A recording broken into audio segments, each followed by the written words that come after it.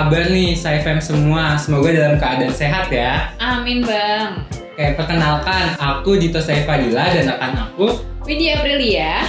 Nah, kita yang akan menemani kalian di Obsesi. Obsesi itu apa sih bang? Obsesi merupakan singkatan dari obrolan sehat psikologi nih kak. Nah, Obsesi ini merupakan podcast dari channel YouTube kita, channel YouTube BEM Psikologi UHAMKA. Oh, kalau gitu isi podcastnya biasanya apa sih? Isi podcastnya kita biasanya sharing-sharing atau ngobrol-ngobrol santai aja nih yang mengenai topik yang akan kita angkat dengan narasumber yang tentunya keren. Oh, oke deh. Pasti banyak banget pelajaran yang bisa kita ambil ya bang. Iya dong. Kalau gitu, Enjoy Obsesi untuk berkembang bersama.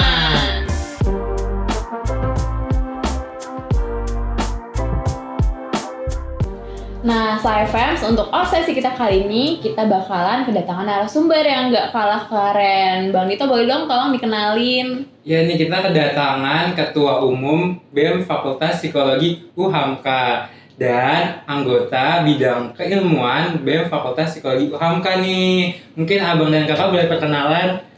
Oke, dari siapa dulu nih, Bang? Boleh Dari ketua umumnya dulu. Oke, bismillah. Selamat pagi, siang, dan malam rekan-rekan Saifem dimanapun berada. Saya Ismilman Fakihudin, selaku Ketua Umum Badan Eksekutif Mahasiswa Fakultas Psikologi UHAMKA. Hari ini saya diundang sebagai narasumber dalam Obsesi, obrolan sehat psikologi. Oke, giliran aku ya. Halo semuanya, perkenalkan nama aku Anissa Nur Fauzia. Kebetulan alhamdulillahnya aku sebagai anggota bidang keilmuan BEM Fakultas Psikologi UHAMKA yang hari ini terima kasih kepada Bang Dito dan Kak Widya yang mengundang kami sebagai narasumber obsesi. Wah, berarti kakak abang nih dari psikologi ya? Iya betul. Berarti bisa baca pikiran orang nggak sih? Wow. Katanya sih gitu ya. Iya. Nih karena banyak nih teman-teman di luar sana yang beranggapan bahwa mahasiswa Fakultas Psikologi itu bisa baca pikiran orang tuh. Termasuk Bang Dito pernah pikiran seperti itu dong sebelum masuk? Enggak sih kebetulan. Enggak. Nah, oleh karena itu, obsesi kali ini kita akan membahas tentang apa aja sih yang ada di dalam jurusan psikologi dan apa aja yang dipelajari dalam jurusan psikologi itu. Nah, kenapa sih kita bahas jurusan psikologi ini? Karena adik-adik di luar sana yang mungkin maba-maba yang tertarik sama jurusan psikologi ini biar tahu pengalaman apa yang bakal didapat kalau misalnya mereka masuk ke jurusan ini. Jadi kita bakalan sharing-sharing apa kesulitan dan gimana sih psikologi yang sebenarnya sama narasumber kita ini. Nah, mungkin kita langsung aja kali ya Kak ke pertanyaannya. Boleh. Nah, sebelumnya boleh tahu nggak sih Kakak Abang ini alasan masuk psikologi apa sih? Oke. Mungkin dari siapa nih? Dari Bang Ismi? Bang Ismi dulu kayaknya. Oke, dari saya dulu. Oke, mungkin boleh cerita-cerita dikit kali ya Kak, Bang? Boleh. Tentang Kita santai aja ya ngobrolnya. Oke, tentang kenapa pada akhirnya saya memilih jurusan psikologi UHAMKA khususnya. Jadi masa ketika kita memilih ini menjadi sebuah hal yang menyebabkan dilematik dalam hidup sendiri ini. Karena pertama dilematik, kalau misalnya kita nggak tahu apa yang mau kita tuju gitu sebenarnya. Kita dihadapkan pada pilihan, tapi kita nggak bisa mengkomparisasi daripada satu pilihan ke pilihan yang lain gitu. Kedua, karena memang pilihannya itu saling kuat sehingga kita bingung gitu. Nah, waktu itu kebetulan saya adalah orang yang belum punya banyak rencana dalam hidup ini. Sehingga saya ingat sekali ketika semester 1 di kelas 3 SMA kemarin ya, dimana mungkin kita sudah banyak membicarakan tentang kita nanti lulus kemana sih gitu. Tapi di masa itu saya belum banyak memikirin ke arah sana karena memang bingung gitu. Bukan gak mau mikirin tapi bingung. Sebenarnya passion saya apa? Interest saya ke arah mana? Lalu saya punya skill apa gitu. Tapi pada akhirnya ketika saya mendalami lagi, ketika saya coba berpikir karena pada akhirnya saya harus memilih, saya menemukan kebiasaan yang saya suka lakukan kepada orang lain. Ketika misalnya di suatu keramaian, di suatu ruangan, saya suka mengamati hal-hal apapun yang ada di ruangan tersebut. Misal dari aspek perilaku, aspek wajah segala macam gitu. Saya suka mengamati hal-hal tersebut gitu. Sehingga kalau dicermati lagi jurusan apa sih sebenarnya yang sesuai dengan apa yang saya suka lakukan ini gitu. Nah pada akhirnya ya udah saya tahu psikologi, mulailah saya mencari informasi tentang psikologi, prospek kerjanya, lingkup pengajaran seperti apa gitu. Nah, akhirnya alhamdulillah saya bersyukur bisa keterima juga di psikologi UHAMKA saat ini kayak gitu. Oke, keren banget ya melalui perjalanan dan kayak pemikiran yang panjang untuk akhirnya memutuskan terjun di psikologi. Kalau untuk dari Kak Anissa sendiri, boleh dong ceritain alasannya kenapa Oke. milih? Dari aku sendiri ya, pertama itu awalnya aku itu emang udah mau banget di pendidikan bahasa Inggris. Tapi seiring berjalannya waktu tuh kayak sulit banget aku laluin. Jadi aku tuh emang sempet kan gapir selama 2 tahun gitu. Dan selama itu tuh aku emang pengen banget psikologi. Alasan keduanya karena tuh waktu itu aku pernah, jadi ada temen aku yang jurusan psikologi juga, tapi dia kuliah di tempat lain. Abis itu aku tuh ikut dia. Jadi tuh dia ada kayak sesi konseling gitu, kayak wawancara kan. Nah, kebetulan yang diwawancarai itu dulu teman dekat aku, teman dekat banget. Yang aku tuh nggak pernah tahu kalau misalkan ternyata dia mempunyai masalah yang begitu berat kan. Akhirnya waktu sesi konseling itu aku tempatnya tuh agak jauh dikit, tapi aku masih bisa ngeliat mereka berdua. Nah, di situ tuh teman dekat aku tuh kayak yang bener-bener kayak nangis gitu. Sampai akhirnya aku mikir kayak ternyata teman dekat aku ini punya masalah yang begitu berat gitu. Tapi aku bener-bener kayak nggak tahu dan nggak menyadari itu. Akhirnya kayak ya udahlah, sebagai perempuan kan perasaannya kayak ya udahlah gitu, kayak tersentuh lah. Akhirnya aku mikir karena aku tuh pengen banget kayak orang-orang sekitar tuh merasa safe gitu, safety gitu sama adanya aku gitu di keliling mereka gitu. Sampai akhirnya aku yaudah aku terusin kayak pengen ke psikologi aja lagi. Udah aku ketemulah sama UHAMKA gitu. Alasan ketiga itu karena aku juga lebih suka mendengarkan daripada aku yang bercerita gitu. Jadi aku merasa kayak oh yaudah emang kayak mungkin passion aku itu untuk mendengarkan gitu, mendengarkan mereka gitu. Jadi selain baik buat diri aku, baik juga buat orang-orang sekitar gitu sih. Wah, keren banget sih alasannya kali. Kita kasih tepuk tangan dulu kali ya untuk narasumber keren kita. Alasan kalian ini mulia banget ya Bang Dito, kayak dia pengen orang-orang jadi safe di sekitarnya gitu. Boleh kalau misal aku boleh nanya, pelajaran apa sih atau matkul-matkul apa aja yang biasanya dipelajarin di psikologi, Kak? Oke, matkul gimana Bang Ismi? Oke, kebetulan saya ini saat ini sedang mahasiswa semester 6. Bisa dibilang udah cukup tua lah ya, mahasiswa senior gitu. Dan memang hal-hal yang pertama tadi kalau menyinggung tentang membaca pikiran orang lain segala macam itu sebenarnya saya pun sempat ngerasa demikian gitu. Benar nggak sih dipelajari gitu? Ternyata memang di semester pertama kita akan menemukan dasar-dasar psikologi yang mana kita akan mengetahui daripada pendekatan-pendekatan daripada aliran-aliran psikologi dan tokoh-tokohnya gitu. Lalu kita akan belajar tentang psikologi perkembangan, bagaimana perkembangan itu bisa dibentuk, lalu menghasilkan karakteristik dari setiap individu ke individu lainnya gitu. Lalu individu kepada lingkungannya, individu kepada organisasinya gitu. Jadi memang all about human gitu kalau saya bilang. Selama ada manusia, maka psikologi tetap ada gitu.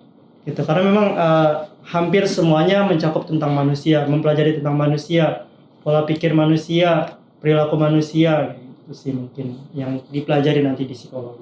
Oke, kita boleh dengar jawaban dari Kak Ale kali ya. Oke, kalau dari aku karena aku masih semester 4, kurang lebih sama kayak Bang Hismi, kita mempelajari tentang pendekatan perilaku kita ke beberapa individu gitu, perilaku manusia yang lainnya yang nggak kita tahu sebelumnya gitu. Dan juga masih ada banyak hal lagi seperti yang ada yang di tes psikologi gitu kan. Pastinya kita juga pasti bakal belajar itu, dan juga nggak kalah seru sih masih ada angka gitu sih. Benar kan? Jangan gitu dong Kak, nanti teman-temannya jadi takut kalau misalnya. Mungkin aku boleh nambahin sedikit kali ya Kak. Tadi Boleh banget. masih aja belum yang dibahas nih tadi mungkin psikologi itu kan kalau yang saya tahu itu tuh cabangnya ada banyak juga ya. Contohnya kayak klinis dan lain-lain. Mungkin dari Kak Ale bisa dijelasin nggak tuh buat teman-teman SciFem yang di rumah? Oke, jadi itu ada psikologi klinis, ada psikologi pendidikan, psikologi perkembangan industri dan organisasi, terus juga ada psikologi sosial, dan masih ada banyak lagi. Kalau misalkan kayak psikologi klinis, itu kita mungkin bakal belajar kayak saraf-saraf yang ada di manusia ini gitu, yang berhubungan sama psikologi. Nah, terus juga ada psikologi pendidikan, gimana cara kita mendidik gitu, peserta didik kita gitu, dan juga sebagai pendidik yang baik itu seperti apa gitu. Selanjutnya juga ada PIO yang bekerjanya itu di industri dan organisasi. Mungkin dari Bang Ismi mau nambahin? Oke. Paling kurang lebih sama dengan apa yang tadi Kak Ale sebutkan. Tapi memang kalau di psikologi UHAMKA jenjang semester itu mungkin yang diperhatikan gitu. Yang mana dari semester awal kita nggak ke arah cabang dulu gitu, nggak arah pengkhususan dulu, tapi gimana kita belajar tentang asesmen, tentang intervensi segala macam, barulah kemudian di semester 3-4 kita akan memasuki cabang-cabang tersebut, dan itu pun nggak langsung gitu. Kita belajar dulu tentang klinis gitu. Kita satu klinis dulu, baru nanti di next semester ada PIO, baru di psikologi sosial, pendidikan dan seterusnya gitu sih. Wah, jadi banyak nih ya cabang-cabang dari psikologi ternyata. Oke, keren banget karena Kak Anissa sama Bang Hismi kan udah semester 4 dan 6, otomatis kayak materi yang didapat udah banyak banget dong. Boleh nggak sih spill sedikit apa sih matkul yang paling disuka dan kenapa suka sama matkul itu? Oke. Dari Bang Hismi dulu. Matkul yang paling disuka sebenarnya saya suka semuanya. Karena kan psikologi banget berarti ya. Iya, psikologi banget. Tapi kalau ditanya yang paling suka, mungkin karena memang saya lebih ke arah industri organisasi, jadi pengkhususannya yaitu ada mata kuliah namanya MSDM, Manajemen Sumber Daya Manusia. Kenapa saya suka di sana? Karena memang selain tadi ya, itu salah satu matkul terusan dari PIO, itu juga mengarah kepada saat ini saya sedang berorganisasi gitu. Bagaimana cara memanage individu di suatu organisasi untuk sama-sama menuju tujuan yang dicapai kayak gitu. Mungkin itu sih yang paling saya suka. Oh, berarti keren banget ya, berarti bisa langsung diimplementasikan dari Iya, pelajarannya. Nah, kalau dari Kak Ale gimana? Apa nih matkul yang paling disukai? Kalau dari aku sebenarnya masih balance ya semuanya, karena aku kan juga baru semester 4, baru ada beberapa. Tapi kalau misalkan yang emang paling aku senangin banget itu psikologi klinis sejauh ini, karena di dalamnya itu kan ada pembelajaran tentang abnormal gitu, yang dimana masih banyak stigma nih tentang orang-orang yang mempunyai penyakit tersebut gitu. Dari situ aku jadi belajar nih ciri-cirinya seperti apa dan faktor-faktornya apa, supaya kedepannya aku tuh bisa kayak nggak satu pandangan aja gitu, nggak ngelihat kayak misalkan orang itu kenapa, tapi tahu gitu bener-bener detailnya itu seperti apa gitu sih. Biar bisa lebih aware juga nggak sih Kak sama orang-orang sekitar kita. Wah, keren banget. Berarti Kak Ale mungkin ada mau jadi psikolog gitu kali ya Iya, kan? psikolog ini sekali ya Kak. Mungkin karena Amin. passionnya tadi udah mendengar. Kita aminin dulu kali bareng-bareng teman-teman. Teman-teman di rumah juga bisa bantu aminin kali ya. Iya, Boleh, boleh. boleh. Sambil bilang amin ya. Kalau gitu karena tadi udah bahas materi yang paling disuka, kita juga harus bahas yang gak disukanya nggak sih? Atau yang menurut kakak abang nih paling sulit gitu. Boleh nggak dari Kak Ale sharing dulu apa materi yang paling sulit dan kenapa kok bisa sulit banget gitu? Oke, kalau dibilang paling sulit sama masih balance, tapi adalah jangka yang benar-benar level paling sulit ya.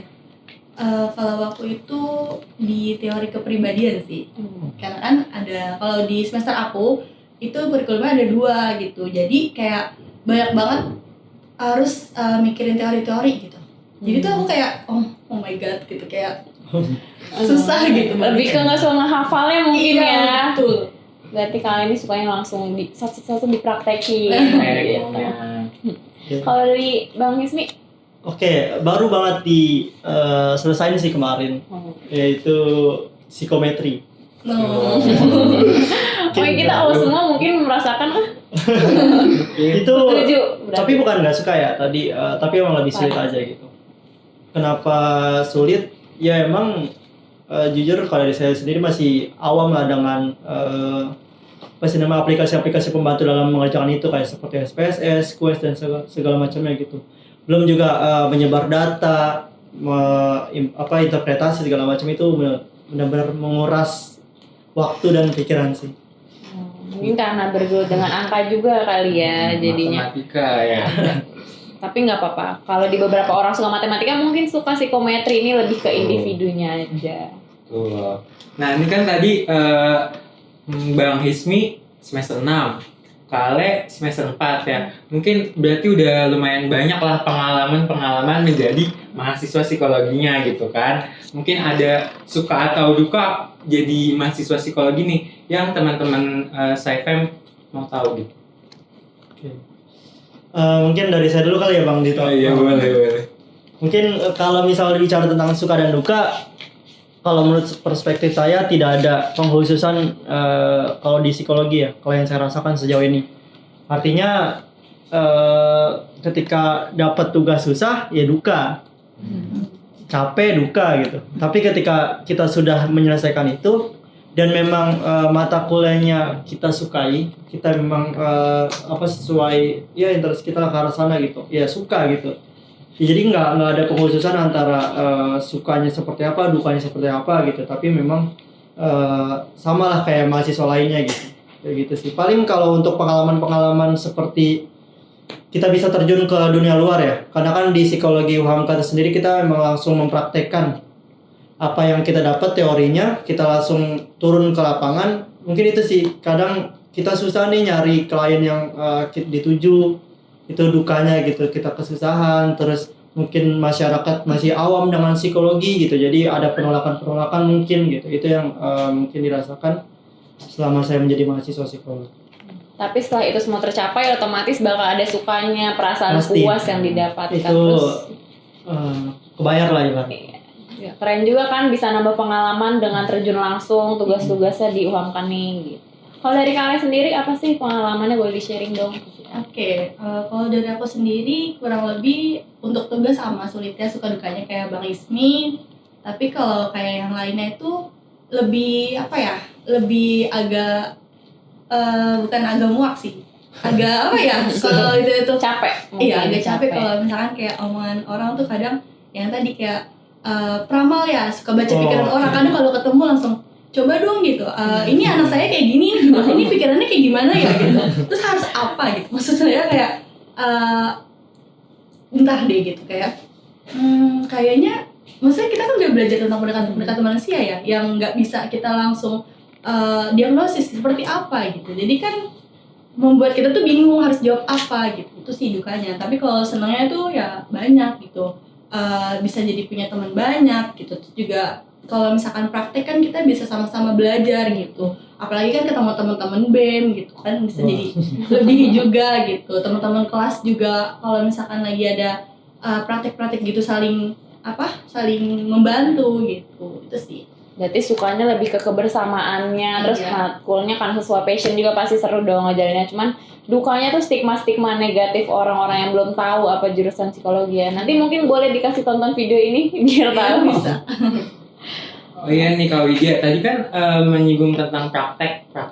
Nah boleh nggak sih diceritain kayak pengalaman praktek yang pernah dilakuin gitu? Praktek yang paling seru nih kayaknya misalnya, kan banyak nih kemarin-kemarin matkulnya kayaknya rata-rata praktek gitu ya. Ada nggak sih praktek yang paling berkesan banget untuk Bang Isni dulu deh? Oke. Kalau yang paling berkesan jujur waktu itu biopsi sih. Mata kuliah biopsikologi yang mana kita disuruh mencari pasien ya yang mempunyai semacam cedera di otak mungkin ya. Di situ emang pasti susah dong. Wah, pas tahu tugasnya aja tuh kayak di mana? Iya, di mana aja nyari pasien yang punya otak, yang punya cedera di otak gitu. Karena kan nggak kelihatan gitu. Mungkin kalau yang tunanetra atau segala macam bisa kelihatan gitu. Tapi kalau misalnya di otak kan bagian dalam jadi kurang kelihatan gitu. Tapi alhamdulillah dapet, dan di situ ada penolakan sih, nggak langsung diterima gitu. Kita perlu melobi, kita perlu menjelaskan tujuannya seperti apa, kerahasiaan datanya seperti apa gitu. Itu sih yang menurut saya menjadi pengalaman yang menarik sih menurut saya. Tapi keren dong, jadi bisa tahu implementasinya, jadi lebih tergambar gitu mata kuliahnya. Kalau kalian sendiri ada nggak nih pengalaman praktek yang paling berkesan banget? Ada baru kemarin sih. Oke. Itu psikologi pendidikan. Jadi kalau di UHAMK ini prakteknya itu di kurikulum aku ya, di semester aku kemarin itu kita ke sekolah untuk mengadakan psikoedukasi gitu. Jadi kita ketemu anak-anak sekolah nih gitu kan. Vibes-nya kan kayak riang, seru gitu, ceria mereka-mereka gitu. Jadi ketemu banyak orang, kita berkenalan gitu. Itu sih yang bikin seru. Oke, selain belajar psikologi berarti nambah relasi, terus habis itu melatih soft skill juga ya Kak, kan pasti kalau ke sekolah, kalau misalnya intervensi itu public speaking yang diperlukan, banyak banget yang bisa didapat selain psikologinya sendiri. Terus karena tadi juga udah sempet singgung sedikit sama Kak Anissa, tadi kan banyak banget stigma-stigma negatif atau stigma-stigma yang sebenarnya kita nggak tahu nih benar apa enggak. Jadi mungkin kita coba main game sekali ya Bang. Boleh. Kita main game sekali daripada bahas yang agak berat terus. Apa Jadi tuh? Game. Gitu sahabat tuh. jadi kita bakal main games mitos atau fakta. Tentang Boleh jelasin jurusan dulu. psikologi. Ya, aku boleh jelasin dulu rules mainnya. Jadi nanti aku sama Bang Dito bakal kasih suatu statement dan kalian tuh bisa jawab mitos atau fakta. Itu nanti sebenarnya nggak apa-apa sih jawabannya sama atau beda, tapi nanti jelasin kenapa memilih mitos ataupun kenapa memilih fakta, oke? Langsung dijelasin atau jawab dulu aja? Jawab dulu bareng-bareng, habis itu nanti dijelasin kenapa memilih itu. Dari aku dulu kali ya pertama kasih statement. Pertama, mitos atau fakta sih kalau mahasiswa psikologi ini bisa baca pikiran orang. Aku hitung ya. 1, 2, 3. Mitos. Oke, jawabannya sama nih teman-teman. Berarti jawabannya mitos. Boleh nggak jelasin kenapa nih mitos gitu? Oke. Dari siapa nih? Dari Bang Ismi dulu. Oke, kenapa menurut saya mitos, dan ini emang sebuah hal yang tadi yang seperti kalian sebutin ya, cukup mengganggu lah ya. Setiap ketemu teman-teman yang mungkin kurang tahu, diem langsung disuruh, coba gue lagi ngapain gitu, gue lagi mikirin apa gitu. Terus kayak harus apa gitu. Saya bukan dukun gitu, bukan peramal. Kita diajarkan bukan yang tiba-tiba langsung membaca pikiran orang lain, tapi kita belajar untuk bagaimana mengamati perilaku seseorang gitu, yang akhirnya timbullah tadi emosi segala macam dari banyak hal, dari perilaku, dari mimik wajah, dari kegiatan-kegiatan sehari-hari. Jadi nggak serta-merta langsung bisa mengartikan pikiran orang itu seperti apa gitu. Kayak gitu sih, makanya itu mitos menurut saya. Jadi banyak ya yang dilihat Iya, dari karena manusia itu. juga banyak prosedurnya, nggak tiba-tiba diem. Ini lagi ngapain? Ini lagi kenapa nih gitu. Jadi harus melakukan tes lebih lanjut atau lebih ke profesional aja ya. Dari Kak Ale. Oke, ya kurang lebih sama kayak Bang Ismi. Kita itu belajar tentang pendekatan manusia seperti yang aku bilang tadi. Tapi bukan berarti kita itu bisa benar-benar yang meramal kalau misalkan kamu lagi kayak gini gitu. Mungkin bisa lebih bahasa halusnya tuh kita tuh lebih peka aja gitu terhadap teman-teman gitu. Oke, kita lanjut ke pertanyaan kedua kali ya. Oke, lanjut. Oke, nih ada mitos atau fakta sih sebenarnya psikologi itu nggak belajar matematika karena psikologi kan sosial. Oke. Kita hitung kali ya, jawabnya bareng-bareng. 1, 2, 3. Mitos. Oh, oke, mitos teman-teman. Jangan kaget dulu, nanti ada penjelasannya. Oke, boleh tolong jelasin Kak Ale? Iya, kalau misalkan di psikologi itu bukan berarti kita nggak ada matematika ya teman-teman. Mungkin kalau pelajaran matematikanya sendiri memang nggak ada, tapi kalau bertemu angka itu ada gitu teman-teman. Jadi untuk angka-angkanya ini masih, menurutku masih batas yang bisa dinikmati gitu. Masih bisa ya udahlah dipelajari dengan pelan-pelan gitu, nggak yang benar-benar kayak aduh gitu, yang bikin aduh banget gitu. Enggak lah gitu.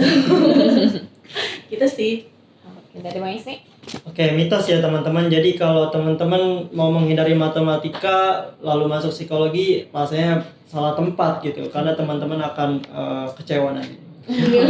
Karena kita, tapi memang tadi benar, matematika bukan pure matematika, tapi memang kita bicara tentang data ataupun mata kuliah itu statistik, lalu ada psikometri, pengukuran dalam psikologi kayak gitu. Jadi tetap akan menemukan permainan hitung-hitungan sama data angka-angka sih.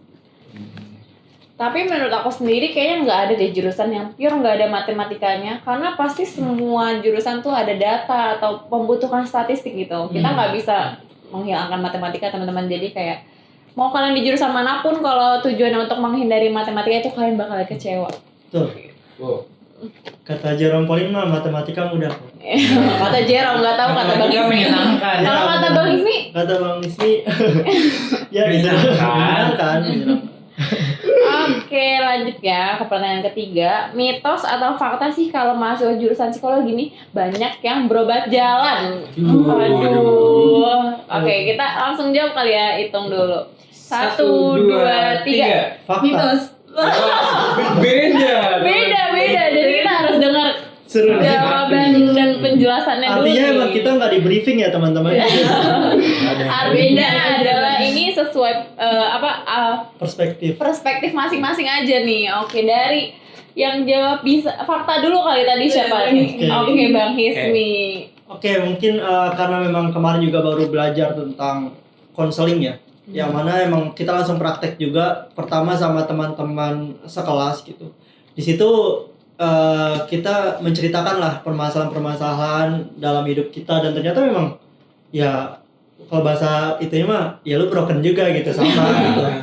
Termasuk ya kita pun mungkin saya pun menyimpan permasalahan-permasalahan pribadi yang pada akhirnya kita ingin temui jawabannya ketika belajar psikologi itu sendiri gitu. Jadi memang permasalahan tentang kesehatan mental ini rasanya memang sudah permasalahan yang umum di masyarakat gitu. Akhirnya ya termasuk orang-orang psikologi pun mempunyai permasalahan yang sama dan ingin menyelesaikan ataupun ingin menyelesaikan permasalahan di luar melalui psikologi kayak gitu sih. Tapi apa Bang Hismi menemukan jawabannya? Sejauh ini cukup lah, cukup berjalan Cukup gitu. ya? Karena kan tadi berobat jalan ya, jadi sambil jalan gitu, belum sembuh banget. Oke, kita lanjut kali ke Kak Anissa nih, tadi jawab mitos, kenapa nih? Kalau menurut aku sendiri ya, kalau tadi belajar Mahasiswa psikologi berobat jalan. berobat jalan. Kalau berobat jalan itu, kalau menurut pendapat aku tuh kayak aku ngeliatnya, oh berobat jalan itu yang dapat obat setiap minggu misalnya, terus benar-benar kayak konsul, diperiksa atau disuntik gitu. Tapi kalau misalkan kayak di psikologi ini, memang iya kita belajar tentang bagaimana kita konseling, kita bisa butterfly hug gitu. Terus tapi menurutku itu bukan berobat jalan, melainkan kayak kita belajar lebih mengenal tentang bagaimana kita meminimalisir emosi kita, meredakan emosi kita gitu, menyembuhkan apa yang ada dalam diri kita gitu. Jadi itulah, Lebih ke step mengenal dirinya Iya. dulu kali ya. Kan kita sebagai mahasiswa psikologi, nah kita mau membantu orang, tapi kalau diri kitanya juga masih kesulitan kan gak baik gitu. Makanya kita sambil belajar bersama gitu psikologi. Tapi boleh masuk dulu ya Kak. Iya. Tapi berarti kalau tentang berobat jalan ini bagaimana kita perspektif kita masing-masing Iya, tentang benar berobat jalan banget. nggak sih? Kayak ya menurut saya berobat jalan seperti ini, menurut kalian seperti ini. Pada akhirnya ya kita sama-sama belajar tentang kesehatan mental, tentang penyelesaian masalah seperti gitu sih. Tapi sebenarnya jadi sama-sama lebih aware aja sih sama diri sendiri. Oke, next kita ke mitos atau fakta selanjutnya. Oke. Mitos atau fakta sih jurusan psikologi itu banyak perempuannya. Oke, kita langsung hitung aja kali ya. 1, 2, 3, 4 sama nih. Iya nih, nggak ada yang beda. Oke. 1, 2, 3. Fakta. Fakta teman-teman, boleh kali tolong dijelasin pengalamannya. Mungkin teman sekelasnya banyak kan cewek kali Bang Ismi. Iya. Gimana nih? Kalau misalnya ngomongin langsung dari pengalaman pribadi, memang di psikologi UHAMK pun lebih banyak wanita gitu. Dan kalaupun kita bicara tentang referensi gitu ya, kalau yang saya baca tuh memang wanita ini memang lebih peka lah, lebih memikirkan sesuatu tentang perasaan gitu, sehingga mungkin lebih cocok dengan psikologi gitu. Sedangkan laki-laki ya bukan menjadi laki-laki ya, tapi mungkin laki-laki lebih kebanyakan lebih kepada sistem gitu, kayak teknik segala macam gitu. Itu sih yang mungkin mengapa psikologi lebih banyak wanita. Oke, kalau dari kalian mungkin ada pandangan yang berbeda. Iya, aku setuju sih sama Bang Ismi karena yang aku lihat sendiri selama aku di UHAMKA ini kan lebih banyak gitu teman-teman perempuan gitu dibandingkan dengan teman-teman laki-laki gitu. Jadi sejauh yang aku lihat benar-benar kayak ternyata banyak perempuan gitu. Dan tadi benar selain bermain ke lebih peka gitu, perempuan itu kan kalau menurut pendapatku kayak udah bermain perasaan gitu. Gitu sih. Tapi bukan baper ya. Oh iya, maksudnya kayak lebih ke dilihat bener-bener diamati. Tapi fakta ya. iya fakta. Tapi menurut aku semuanya tuh lebih ke passion aja sih. Buktinya ini Bang Ismi cowok tapi mungkin passionnya lebih pengen ngelihat sekitar atau mempelajari tentang manusia kan. Balik lagi ke dirinya masing-masing. Langsung ke mitos atau fakta selanjutnya nih. Mitos atau fakta sih kalau jurusan psikologi kuliahnya susah dan lama. Terus juga mirip kedokteran nih. Kita langsung kali ya. Iya. Yuk. 1, 2, 3. Mitos. Beda lagi nih teman-teman. Gimana nih? Kenapa beda? Lebih seru kalau beda ya jawabannya. Kita bertukar pikiran, pandangan. Sekarang tadi udah jawab dari yang fakta dulu, sekarang dari yang mitos dulu kalian. Jawab mitos boleh dijelasin kenapa jawab mitos? Oke, sebenarnya kalau menurut saya kenapa saya jawab mitos? Kalau ada pilihan setengah mitos saya akan jawab setengah mitos. Ada pemikiran. Tapi saya akan lebih milih mitos sih karena lama itu tergantung kitanya gitu. Kita mau meneruskan ke psikolog atau seperti apa. Tapi kan kalau memang sarjana pada umumnya kita sama kok 4 tahun gitu. Kalau tentang kesulitan sama juga, kita akan menemukan kesulitan-kesulitan masing-masing di tiap-tiap yang kita pilih. Tapi tentang bagaimana kita aja yang ngejalaninnya gitu. Kalau data sih saya pernah menemukan suatu postingan gitu ya tentang psikologi itu masuk ke jurusan berapa yang sulit gitu. Dan itu memang hampir 10 terbawah gitu. Artinya memang tidak dikatakan jurusan-jurusan yang sulit gitu. Gitu sih. Jadi menurut saya pun sejauh saya ngejalanin pun nggak sulit, biasa aja gitu. Nggak sulit-sulit amat, tapi nggak mudah-mudah banget ya teman-teman. Jadi di pertengahan lah kita berjalan aja gitu. Gitu sih. Kalau dari Kak Ale, Kenapa nih bahas jawabnya fakta? Apakah Kak Ale merasa kesusahan sekali? Struggle terus. Kesusahan banget enggak, sulitnya itu ada gitu. Tapi mungkin aku ngelihat sulitnya itu gara-gara harus mencari jurnal kan. Kalau psikologi itu kan bersahabatan banget dengan jurnal. Bener-bener kayak apa-apa jurnal. Mungkin untuk jurusan lain juga, tapi aku pribadi kayak ya udahlah itu sulit lah gitu. Terus kalau misalkan lama, betul kata Bang Ismi, sebenarnya itu sesuai kita maunya kemana. Karena aku pribadi bakal mau punya niatan untuk jadi psikolog gitu. Jadinya kan harus S2 gitu. Kalau misalkan emang mau langsung bisa mendiagnosis atau apa kan sekarang kan udah ada yang 2 tahun itu kan. Yang baru. Yang baru itu gitu. Tapi lihat lagi lah nanti bisanya semana gitu. Tapi ya udah Bisa aku tuh prediksi kayak bakalan lama nih gitu. Kalau mirip dokter ya mirip-mirip kan gitu. Maksudnya kita belajar juga tentang ya biopsi, klinis gitu. Kita ya hampir sama lah gitu. Makanya saya mau jawab setengah mitos. Iya sebenarnya. Mini kedokteran mungkin kita. Iya. Rumputnya ada, cuma nggak semuanya. aku mau nambahin sedikit. Boleh Sedikit aja, banget, sedikit. boleh. Banyak Jadi kan juga Kak Ale menyinggung tentang jurnal gitu, kesulitan tentang jurnal. Saya juga merasa agak kesulitan nih tentang jurnal karena psikologi ini lebih banyak jurnal Inggris, buku Inggris. Iya, gitu. betul. Sebagai saya orang Indonesia, jadi agak kesulitan gitu. karena referensi Indonesianya nih belum banyak. Iya. Oke, kita next ke pertanyaan atau ke game selanjutnya gitu ya. Mitos atau fakta sih lulusan psikologi itu bisa langsung jadi psikolog atau psikiater? Oke.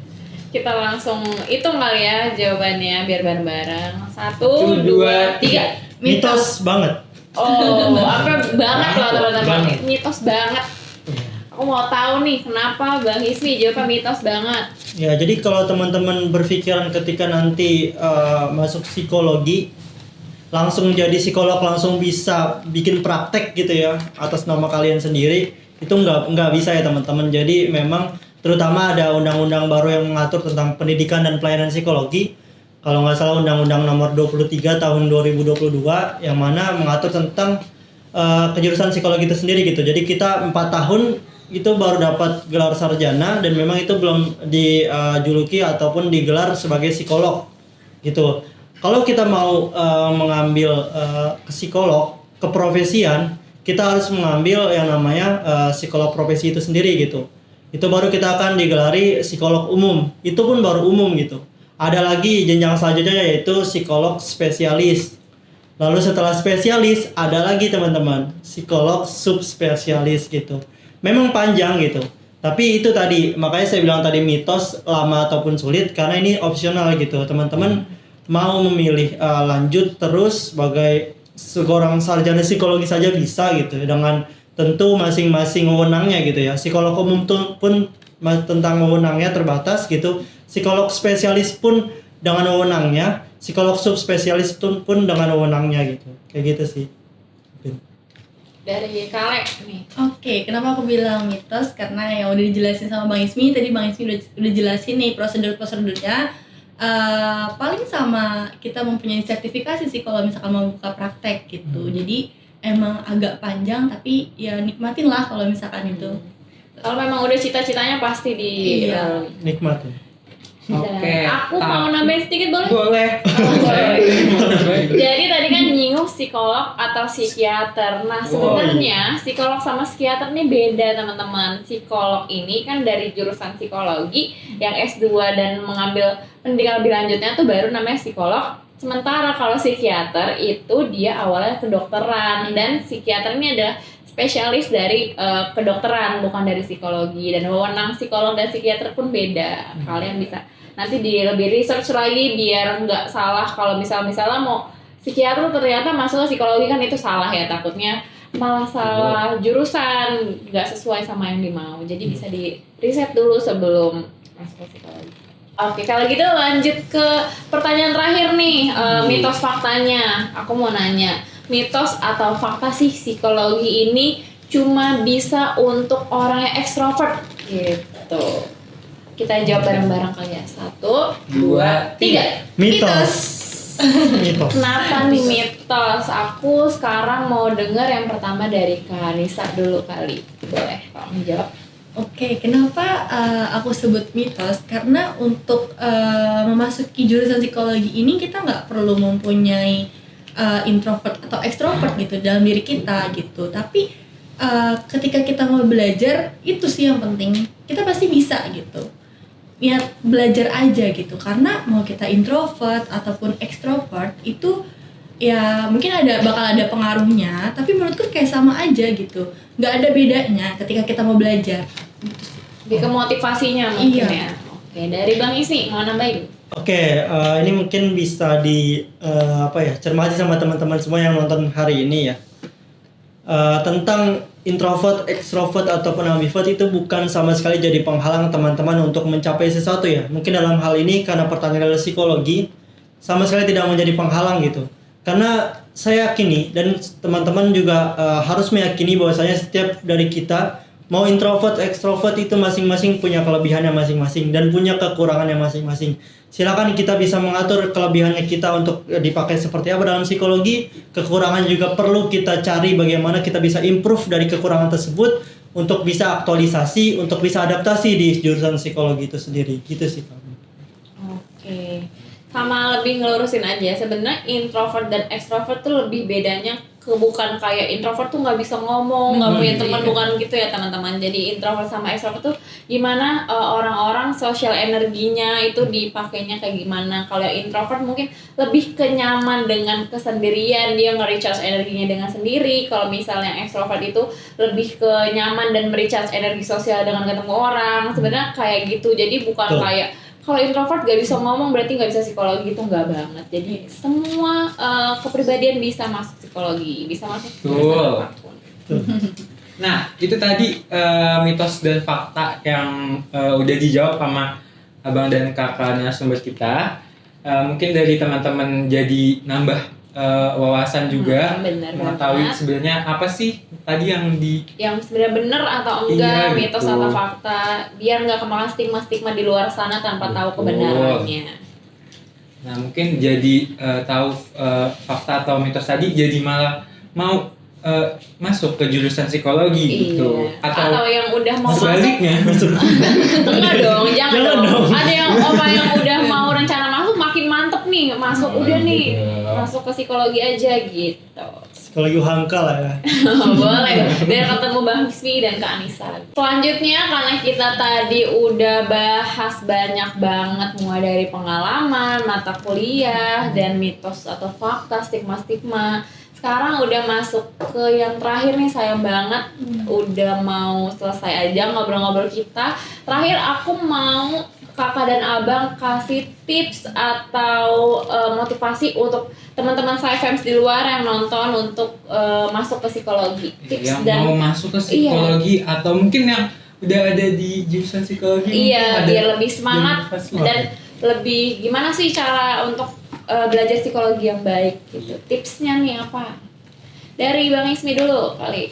Oke, tips dari saya mungkin pertama saya mengawali dari sebelum teman-teman memilih pada akhirnya masuk ke psikologi, tolong pertimbangkan dengan sangat apa alasan teman-teman masuk psikologi, apa yang teman-teman cari, prospek apa yang teman-teman tuju gitu, sehingga nanti teman-teman tidak termakan ekspektasi ataupun ketika di dalam ada penyesalan gitu.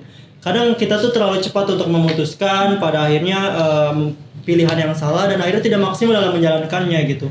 Jadi insya Allah ketika nanti di awal teman-teman udah tahu dan udah yakin memilih psikologi sebagai lanjutan daripada pembelajaran teman-teman, insya Allah teman-teman akan serius, akan nyaman menjalannya, walaupun tetap ya struggle itu, masalah-masalah itu siapa yang hidup ini tidak punya masalah gitu. Saya rasa hewan sekecil apapun punya masalah dalam hidupnya gitu. Jadi masalah tidak bisa dipungkiri gitu teman-teman. Jadi tetap dijalani. Tapi setidaknya ketika teman-teman sudah punya minat sendiri dalam menjalani sesuatu, insya Allah akan lebih nyaman gitu. Lalu yang kedua tentang psikologi adalah ilmu-ilmu yang pasti banyak tentang manusianya. Itu pasti tentang manusia, tentang diri kita. Jadi ada istilah-istilah nantinya yang kita temui banyak lah. Jangan sampai istilah-istilah tersebut kemudian teman-teman suka bahasanya self diagnose gitu. Itu teman-teman yang kadang kita suka temui di psikologi. Ketika kita dapat teorinya belum dimatangi gitu ya. Kita dapat teori kalau A, B, C ternyata penyakitnya ini. Ternyata ada abnormal seperti ini. Lalu kita diagnos ke diri kita ataupun ke teman-teman kita langsung mendiagnosa kita tuh kayak gini gitu. Itu yang menurut saya itu tidak boleh teman-teman, karena masih banyak alur yang teman-teman harus lakukan untuk mendiagnosis sesuatu kayak gitu sih. Sisanya ya udah jalanin aja, insya Allah psikologi enak. Kalau dari Oke, kalau dari aku sendiri tipsnya itu yang pertama itu nyaman, senang, dan sesuai kemauan kita. Jadi kalau misalkan kayak teman-teman mau memilih jurusan, terlebih kayak jurusan psikologi, teman-teman buat memang itu kenyamanan dari hati teman-teman sendiri gitu. Kalau misalkan emang kayak tujuan ada di sana gitu, kemudian senangnya di sana, baru teman-teman niatin gitu. Tentunya melakukan apapun kita butuh niat gitu. Kalau misalkan nggak ada niat, kedepannya bakalan susah gitu. Yang kedua, lihat kelebihan kekurangannya apa gitu. Dari kita melihat kedua tersebut, kita bisa menjalaninya dengan sebaik mungkin. Yang ketiga, mungkin kita bisa kayak mendengar dari pendapat orang, pengalaman orang lain tentang psikologi atau jurusan lainnya gitu.